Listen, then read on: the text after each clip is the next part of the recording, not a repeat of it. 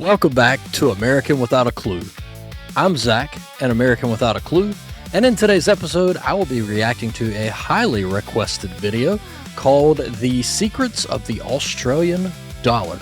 If at some point during today's video you wouldn't mind dropping a like, and if you enjoy today's content, don't forget to subscribe to the channel to continue seeing content just like mine on your homepage. But without further ado, let's get into today's episode.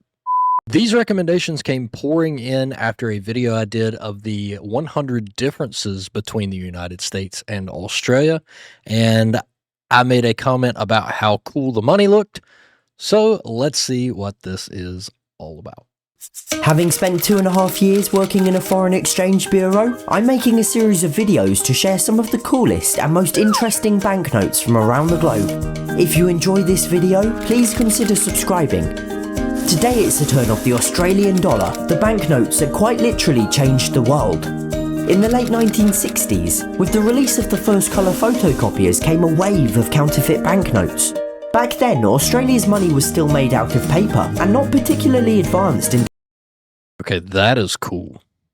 Right off the bat, you've got like the kangaroo and the emu. I'm not sure what this other crest is in the center. I don't know. That's really, really cool. In terms of security features, money was still made out of paper and not particularly advanced in terms of security features. In other words, it was fairly easy to make a convincing fake. And so Australia came up with an idea. What if they made their banknotes out of plastic? It was an idea that would go on to revolutionise world currency, when 2 decades later, after various failed prototypes and trials, the country released the world's first ever polymer banknote. What a beauty! I still need to learn about the indigenous people of Australia. I got my first introduction to the idea during my top 30 Australian songs of all time, and it was really the first time that I'd ever heard of indigenous people in relation to Australia. Something I never thought of, something I'd never been introduced to. So I still need to get into the history of the importance of indigenous people and how they play a role in Australia's history and present modern day times. So if you have specific videos on that as well, I would really appreciate you dropping that in the link in the description. Thank you. What a beauty! That's really cool. The year 1988 coincided with Australia's bicentenary, 200 years of European settlement, and the note reflects this theme. The front sees an Aboriginal youth with a morning star pole, symbolising the original settlement around 50,000 years earlier, and then the reverse commemorates European settlement, with the first ship to arrive in Sydney Harbour, the HMS Supply. In the hologram can be seen Captain James Cook. Now this note changed everything. Its release was a tremendous success, and Australia went on to introduce their first complete polymer series starting in 1992, a series that remains in circulation even today. And many countries have since adopted the technology themselves. That is beautiful, beautiful money. I mean, just looking at that, I don't know if those of you that maybe are in Australia and haven't seen a lot of other countries' notes, I just at first glance I just have to appreciate the colors. I mean, that is beautiful, beautiful money. I really don't know what else to say, but that is really cool. Even today, and many countries have since adopted the technology themselves, including Canada, New Zealand, Romania and Vietnam, with a ton of other countries still in the process of phasing it in, such as the United Kingdom. Not only are polymer banknotes more secure, but on average they last 2.5 times longer, with an expected lifespan of 7 years. This obviously reduces production costs, and at the end of their life they're able to be recycled. What's more, a lot of paper banknotes aren't actually paper. The US dollar, for instance, is 75% cotton, which requires large quantities of water and pesticides to produce. That's completely new to me. 100% cotton, which requires large quantities of water and pesticides to produce.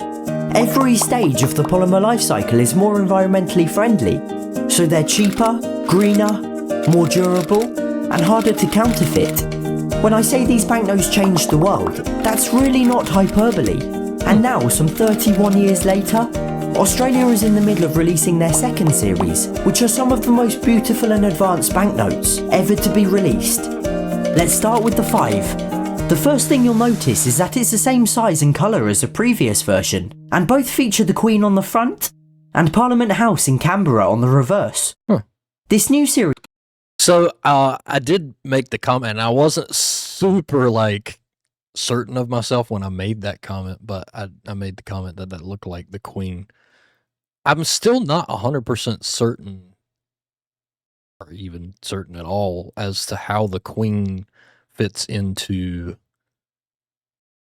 being on an Australian banknote. What is the tie there?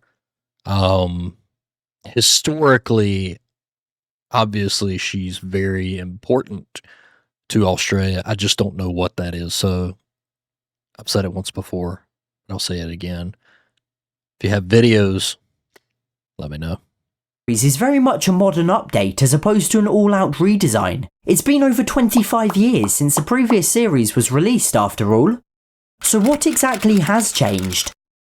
Well, most notably, the new note has this entire transparent window dividing it in two, making it near impossible to counterfeit.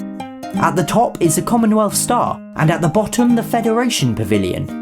And the pavilion has this incredible feature called the reversing 5, where depending on the angle, a 5 appears either normally or backwards. That's cool. And a bird theme has been introduced, with a native avian species featured on each denomination. On the 5 is the eastern spinebill, seen on the far left in colour-changing ink, as well as in the transparent window, including a holographic diagram of the bird in flight. It's also... Is it that bright on the note itself? Is that color enhanced, for the sake of the video? Because that is awesome. The transparent window, including a holographic diagram of the bird in flight. It's also rather strikingly visible under UV light. Each note now also features a species of Australian wattle, and it's the prickly Moses wattle that can be seen on this one. If you look carefully with a magnifying glass, the plant stem in the transparent window is actually microprint, made up of a line from the Australian Constitution. Wow. And a tactile feature has been added to help the blind or partially sighted easily identify the denomination. That's so cool. Once again, the new $10 shares many similarities with its predecessor. Its front features A.B. Banjo Patterson, an Australian bush poet, and its reverse, Dame Mary Gilmore, an important Australian writer.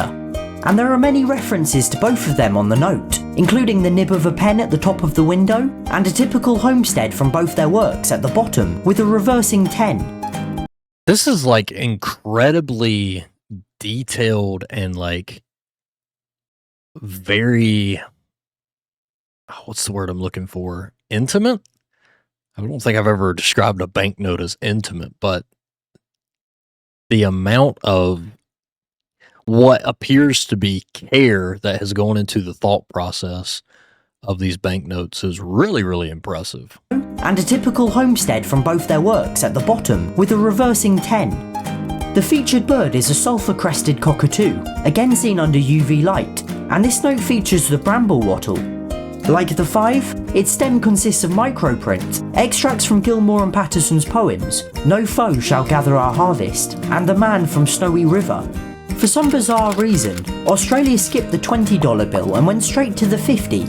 The 20 is due to be released in October 2019, and will retain many of its current features, with the addition of a laughing kookaburra and box leaf wattle. The final new release is the $50.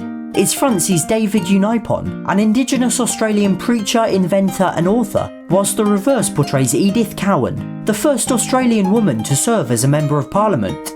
It also features a black swan, in the window, in colour-changing ink, and under UV light, and the Cape York wattle.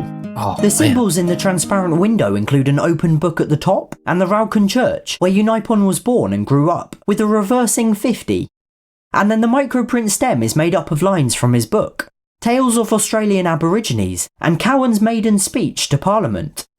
Lastly, the $100 bill hasn't been updated yet, but it's expected to be released in 2020, and will probably look something like this. The current version sees Dame Nellie Melba, an Australian operatic soprano who became one of the most prominent singers of her time, and the reverse portrays Sir John Monash, one of the country's greatest military commanders. The Australian dollar is without a doubt the most innovative currency in the world, and certainly one of the most beautiful. Even today, 31 years after the release of that first polymer note, the country continues to lead the planet at the cutting edge of banknote design. Dude, that is so incredibly cool. Like, if you'd have told me 2 years ago, a year ago, I'd be sitting here on YouTube so enthralled with a video about banknotes, I'm not sure you could anticipate the look that I may give you. This has just been the coolest thing ever, and I think it's a really good example of get out there and try new things, do new things, and you probably surprise yourself as to the things that you enjoy learning. All of you that recommended that video, thank you, because again, like, that's just not something that I would have seen on YouTube and gone, oh, you know, I'll react to that, or I'll click on that. Not my normal video that pulls me in, but I'm really glad that I got the chance to react to that. And honestly, I can't wait to go to Australia and get a hold of some of that myself. Thank you for making it all the way to the end of the video. This has been American Without a Clue with me, Zach. We will see you in the next episode. Just because this video is over doesn't mean the fun has to stop here. Click either one of the videos down below to continue watching a clueless American experience all things Australia. We'll see you next time.